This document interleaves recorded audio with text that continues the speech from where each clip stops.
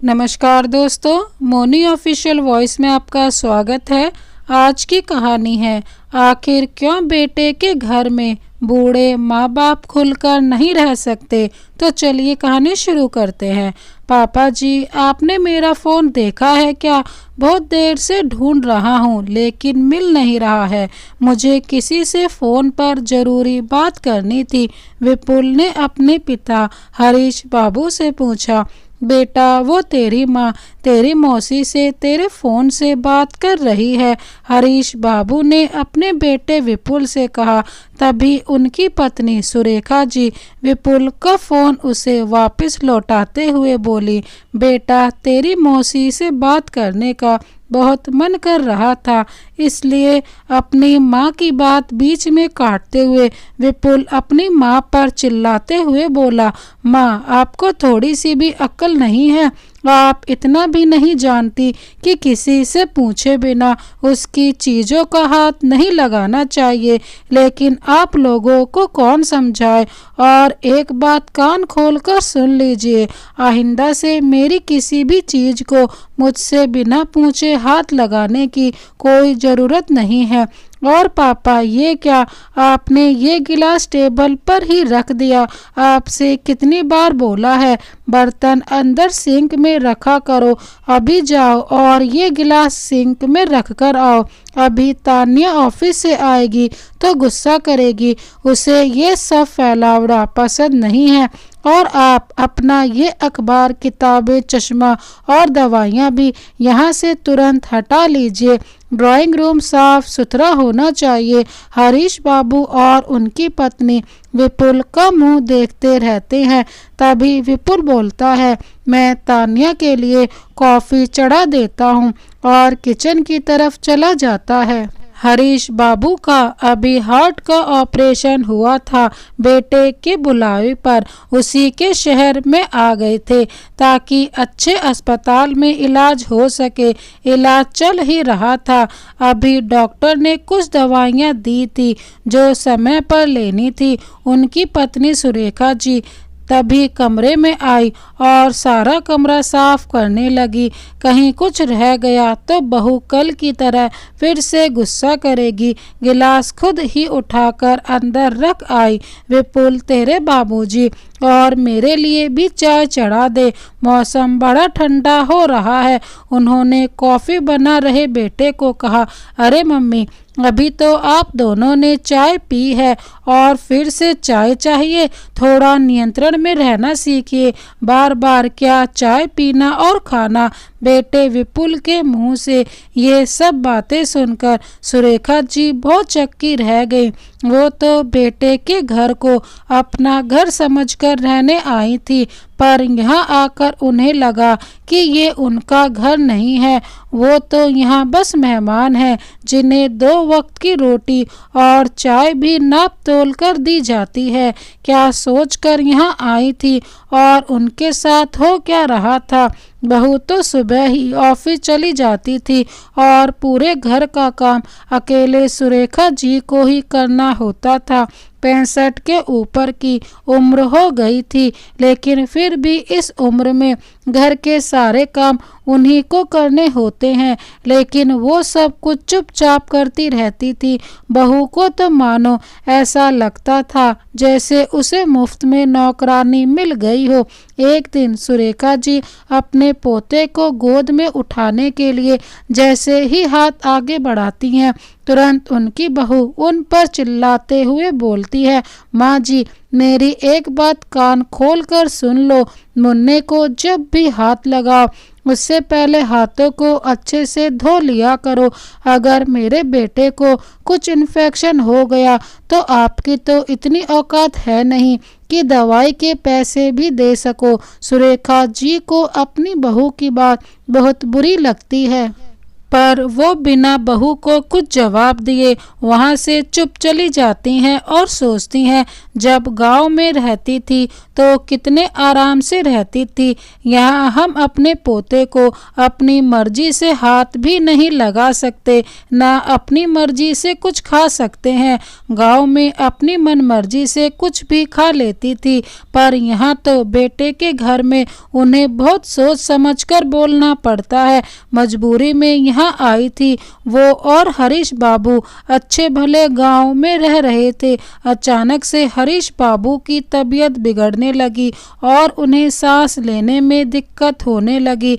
गांव के डॉक्टर को दिखाया पर वो ज़्यादा काम ना कर सकी। विपुल को बताया तो उसने गांव से शहर आने को कहा, क्योंकि गांव में इलाज की सुविधाएं नहीं थी। सुरेखा जी जैसे तैसे हरीश जी को शहर ले आई। वहां डॉक्टर को दिखाया तो काफ़ी महंगा इलाज बताया। मम्मी, आपके पास पापा के इलाज के पूरे पैसे हों तो मैं आगे बात करूं, वरना देख लीजिए। विपुल ने बिना लाग लपेट के बोला। अपने आंसू आंखों में रोकते हुए उन्होंने बेटे के हाथों में फसल से आए पूरे पैसे रख दिए। तब जाकर विपुल ने उन्हें डॉक्टर को दिखाया और इलाज शुरू करवा दिया। सुरेखा, यहाँ से चलो, मैं यहाँ नहीं रहना चाहता हूँ, मेरा यहाँ मन नहीं लगता। मुझे यहाँ क्यों ले आई? इस घर में मेरा दम घुटता है। ये बेटे का घर है, हमारा नहीं। हरीश बाबू बोले जा रहे थे, आप चुपचाप लेटे रहिए। अब ये डॉक्टर की दवाइयाँ मुझ कम पढ़ी लिखी को तो समझ नहीं आती हैं, इसलिए मुझे यहाँ आना पड़ा। आप जैसे भी बेटे बहू रखें, रह लो, इलाज होते ही यहाँ से चले जाएंगे। वो दिलासा देते हुए बोली। एक दिन तान्या ऑफिस से आई थी। तान्या बेहद ही नक चढ़ी और गर्म मिजाज की लड़की है, जिसे ना अपने सास ससुर की परवाह है और ना ही घर की परवाह है। उसके आते ही विपुल ने उसे कॉफ़ी दी और अपने ऑफिस के काम में लग गया। सुरेखा जी डायबिटीज़ की मरीज थी। उन्हें हर थोड़ी देर में भूख लगती थी। शाम हो चली थी और अभी तक रोटी बनाने वाली नहीं आई थी। उन्हें भूख लग रही थी। बहू की रसोई में सिर्फ रोटी बनाने वाली ही जा सकती थी। सुरेखा जी को वहाँ कुछ भी करने की इजाज़त नहीं थी। सुरेखा, मुझे पता है तुझे भूख लग रही है और आज रोटी बनाने वाली नहीं आई। चल अपने घर ही चलते हैं। बेटे के घर में तो हमारी भूख प्यास और हमारी कोई कदर ही नहीं है। तभी विपुल कमरे में आता है। तान्या और मुझे एक पार्टी में जाना है, तो सुबह की रोटी बनी रखी है, वो खा लेना। मैंने अचार निकाल कर रख दिया है, लेकिन तेरे बाबूजी तो हार्ट पेशेंट है, उनके लिए तो दलिया बनाना होगा। सुरेखा जी की बात को अनसुनी करते हुए विपुल और तान्या पार्टी के लिए चले गए। सुरेखा जी ने कैसरोल में देखा तो 2 पतली पापड़ सी रोटी पड़ी थी। उन्हें तो इस ठंडी रोटी खाने की आदत नहीं थी। आखिर अपने गांव में हमेशा गर्म और मोटी रोटी खाई थी। उन्होंने हिम्मत की और हरीश बाबू जी के लिए दलिया चढ़ा दिया।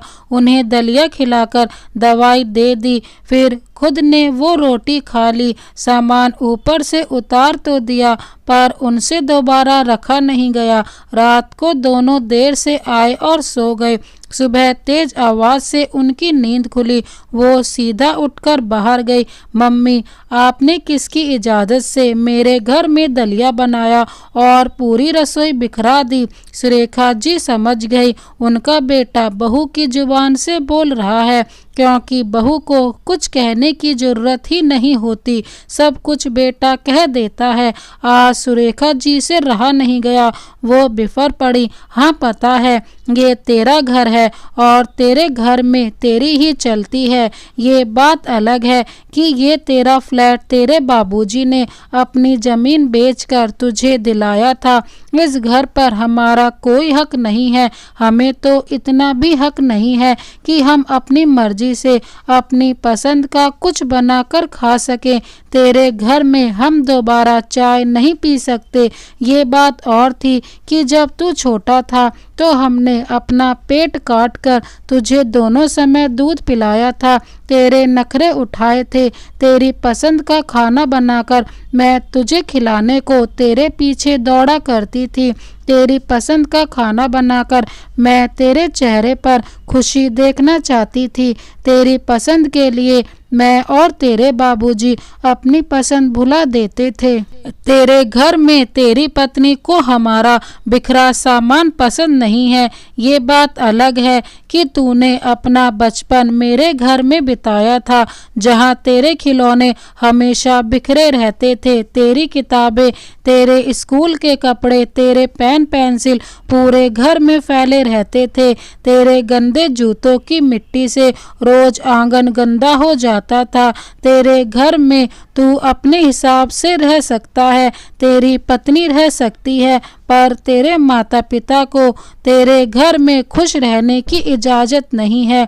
तेरा घर हमारे लिए तो जेल है, जहां हम अपनी मर्जी से कुछ भी नहीं कर सकते हैं। हाँ बेटा, ये तेरा घर है जहां तेरी माँ अपनी मर्जी से सांस भी नहीं ले सकती। मैंने गांव से फ़ोन करके तेरे चाचा को बुला लिया है। हम दोपहर को ही अपने घर चले जाएंगे।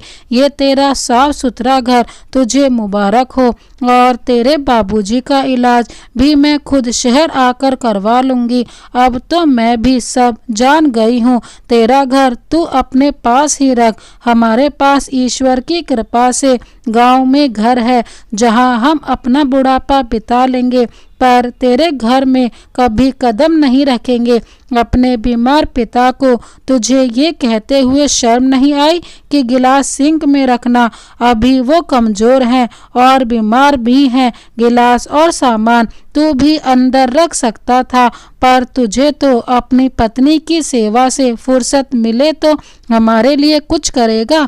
विपुल को अपनी गलती का एहसास हुआ, पर तब तक बहुत देर हो गई थी। सुरेखा जी अपने पति हरीश बाबू के साथ अपने घर चली गईं।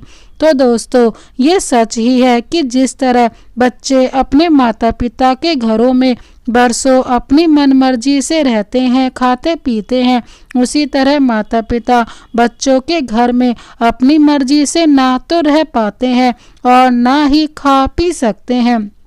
इस कहानी को अंत तक देखने के लिए बहुत बहुत धन्यवाद। इस कहानी के बारे में आपकी क्या राय है हमें कमेंट बॉक्स में ज़रूर बताएं। इसी तरह की कहानी देखने के लिए हमारे चैनल को अभी सब्सक्राइब कर बेल आइकन को प्रेस कर दें। Thank you so much. Vande Mataram.